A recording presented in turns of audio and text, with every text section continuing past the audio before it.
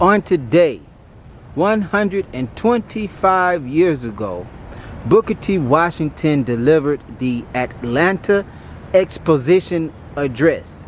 This historical marker in Piedmont Park documents that history. Now we will listen to Booker T. Washington's Atlanta Exposition address, popularly known as the Atlanta Compromise speech. Mr. President and gentlemen of the Board of Directors and citizens, 1/3 of the population of the South is the Negro race.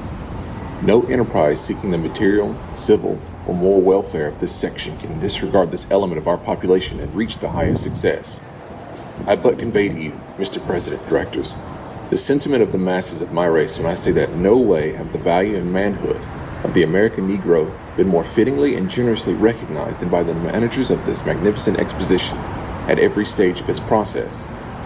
It is a recognition that will do more to cement the friendship of the two races than any occurrence since the dawn of our freedom. Not only this, but the opportunity here afforded will awaken among us a new era of industrial progress.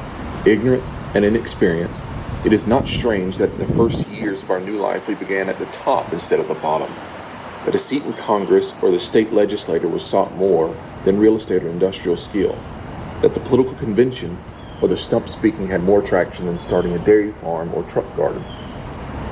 A lost ship at sea for many days suddenly sighted a friendly vessel. From the mast, the unfortunate vessel has seen a signal. Water, water, we die of thirst.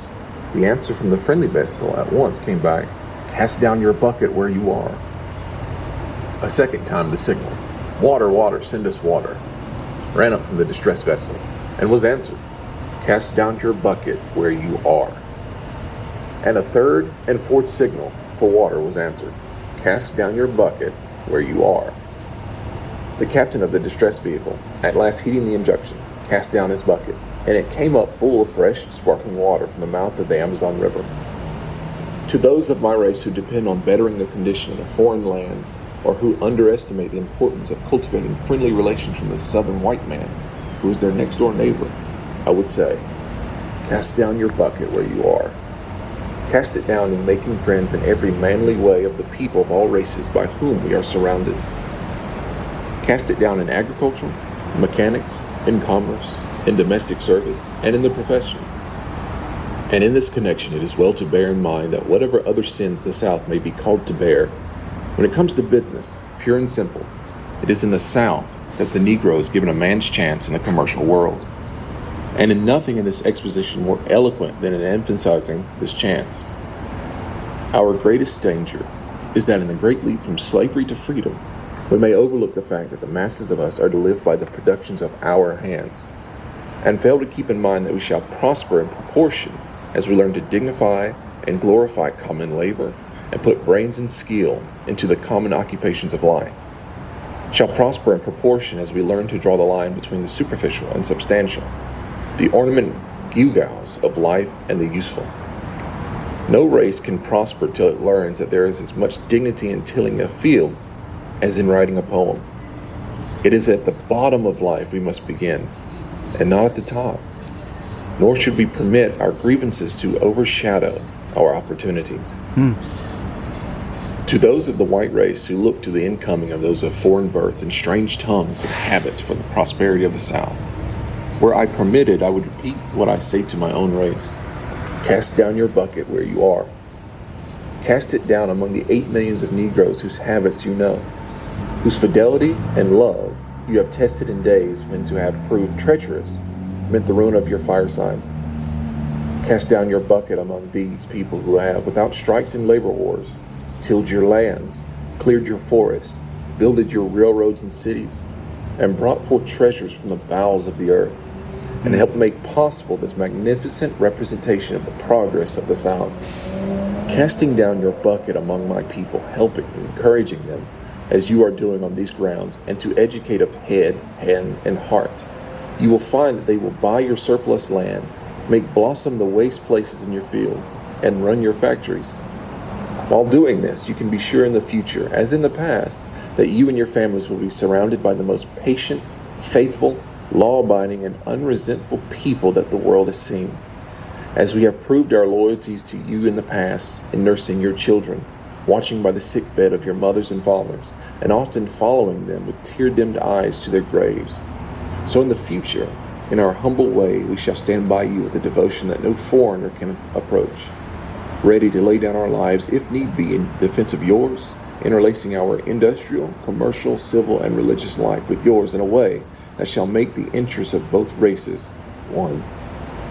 In all things that are purely social, we can be seen as separate as the fingers, yet one as the hand in all things essential to mutual progress. There is no defense or security for any of us except in the highest intelligence and development of all. If anywhere there are efforts trending to curtail the fullest growth of the Negro, let these efforts be turned into stimulating, encouraging, and making him the most useful and intelligent citizen. Efforts or means so invested will pay 1,000% interest. These efforts will be twice blessed, blessing him that gives and him that takes. There is no escape through law of man or God from the inevitable.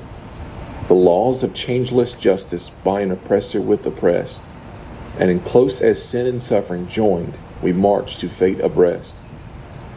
Nearly 16 millions of hands will aid you in pulling the load upward, or they will pull against you the load downward. We shall constitute 1/3 or more of the ignorance and crime of the South, or 1/3 of its intelligence and progress. We shall contribute 1/3 to the business and industrial prosperity of the South, or we shall prove a veritable body of death, stagnating, depressing, retarding every effort to advance the body politic. Gentlemen of the Exposition, as we present to you our humble effort at this exhibition of our progress, you must not expect overmuch. Starting 30 years ago with ownership here, and there in a few quilts and pumpkins and chickens gathered from miscellaneous sources.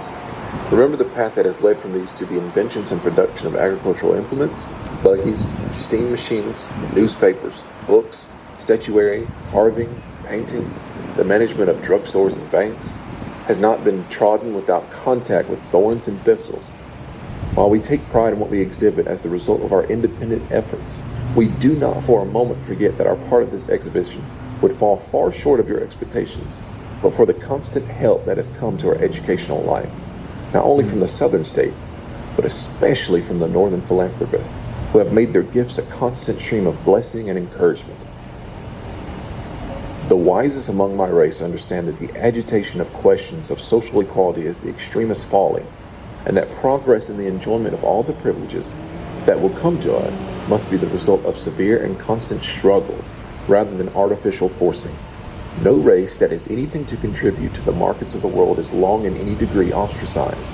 It is important and right that all privileges of the law be ours, but it is vastly more important that we be prepared for the exercise of these privileges.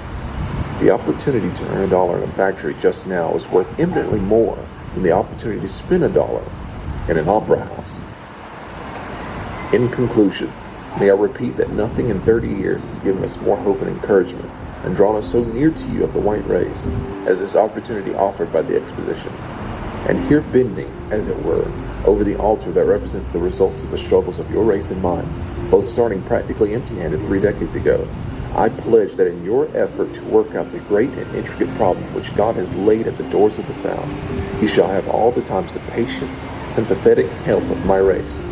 Only let this be constantly in mind that while from the representations in these buildings of the product of field, of forest, of mine, of factory, letters, and art, much good will come, yet far above and beyond material benefits will it be at the higher good that, let us pray God, will come in a blotting out of the sectional differences and racial animosities and suspicions, in a determination to administer absolute justice, and a willing obedience among all classes to the mandates of law.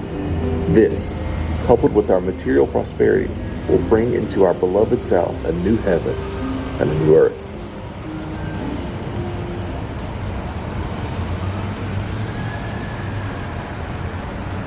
Cultivating the hidden genius of black sons, like Booker T. Washington, the J.K. Smith Senior Foundation.